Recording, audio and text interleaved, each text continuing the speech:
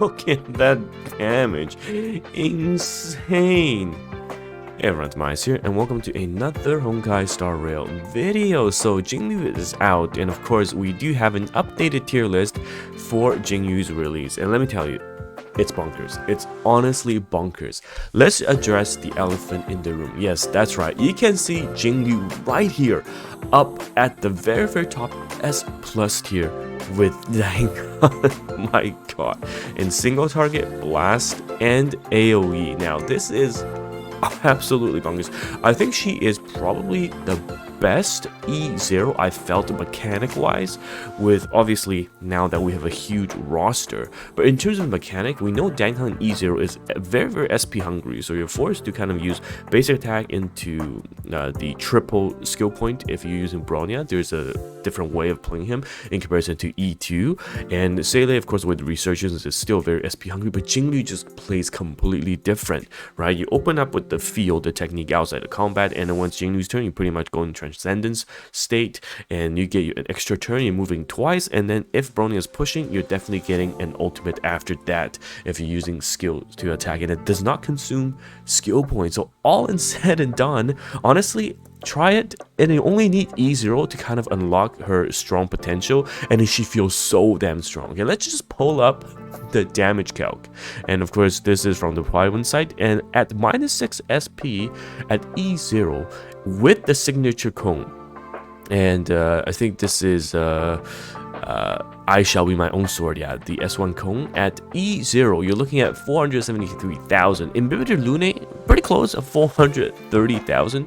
But as it stacks up, if you look at E1, single target is insane, because E1 essentially applies the adjacent damage that was supposed to be done to the two target next to Jingliu on top of Jingliu's single target, right? So you can see that the damage just skyrockets. I know in Memory Chaos we're mostly fighting against multi-targets, and once you're against a single target left, it barely happens until the very end. So E0 honestly is very good and super strong for Jingliu. And if you look at the E6 for the Mega Whales out there, she does surpass Danheng in single target at much cheaper, right? In the -26 SP, this is -5 in terms of the rotation. Now, looking at Bibitor Lune's multi-target, because of course we still have to address the king, 1.7 million versus Jingliu's 1.6, so still very close. Honestly, I cannot believe I'm saying that we're getting a unit that's close to Imbibitor Lune's damage level, but here we are, the waifu, the Ice Queen, and sitting at the very top, of course, S+ tier in both categories. Now, you might have noticed that the Pride tier list has changed a bit, and that's because they added damage dealers, debuffers, amplifiers, sustain, so they separated some of the sections, and we can see the E0 characters are still the same. And it's based on the current Memory of Chaos rotation, the tier list, and looking at the CN data, they're obviously in agreement, judging by the appearance rate and utilization rate. So you can see what has changed here. You can see some of the changes as well. Now, one thing we do have to know is Clara setting at S+, because this Memory Chaos physical break and the Clara, which will be boosted by Topaz later on, is going to look real good. But let's go back to Jingliu. So in terms of the builds, the relic set, if we look at the recommendations, right, they've got the builds as well. Honestly, this was what I'm going to run. The quantum damage you can ignore, but the defense pen, because of how defense pen works, having that 10% defense pen stacking up on top of units like Pela, for example, or Jingliu's defense pen, it's the multiplication, the additive aspect of it from the CN calculation is really good. Basically, you just want to stack as much defense pen as you can, and if you're on a team that has defense down or defense pen, then quantum set is always going to come up on top, and if you have you're playing against an enemy that has quantum weakness, then the quantum set is going to come on top, because again, an additional 10% defense pen. So this is always going to be great. And Rutilian Arena is going to be the inner two-piece recommendation. You can see they've done the calculations here, and very nice. Quantum at the top and Rutilian Arena up there as well. So in terms of the crit rate, because of how her build works with her kit. You want to have crit rate at 50% and then just massive amounts of crit damage. And speed tuning, you know, you want to be 1 or 2 speed faster than Bronya, and this is the HP. So overall, I think I'll do a more in-depth guide once the CM Bros have updated their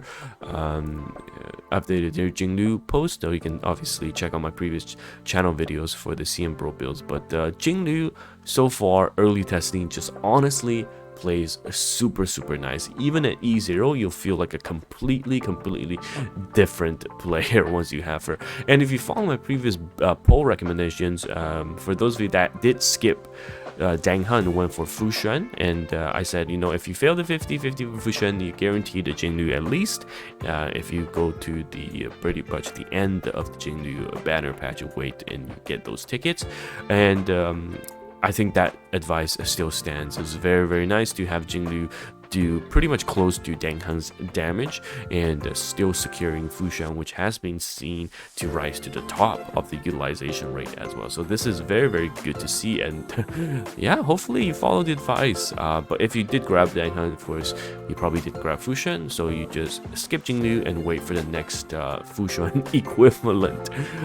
So overall, are you happy with Jingliu? Did you pull for her? Is she your ice queen waifu? Because I think she is absolutely bonkers.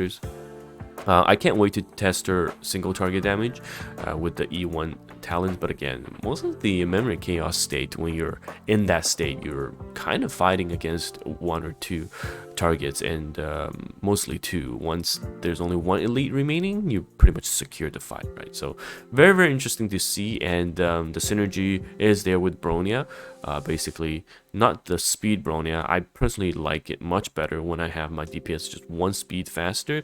Then you can run Bronya a bit more tanky, and you do need HP as well, right? So Jingliu into Bronya push, and then Pela is insane for Jingliu because of the defense stack. And then last but not least, I actually do very much like Blade in this composition, because every time HP drain happens, then you're giving Blade an extra stack. So this is really good. This is really good. So you've got your burst team here, you've got a double DPS team, which is what I'm wanting to run, and this is the super consistent team, and also a free-to-play team. And basically it's the same as the consistent team, but Bronya to Tingyi and the Fu Xuan to Link. So very cool, very cool. We're waiting for more information to come out, because this is obviously day 1, so we'll see once that gets posted.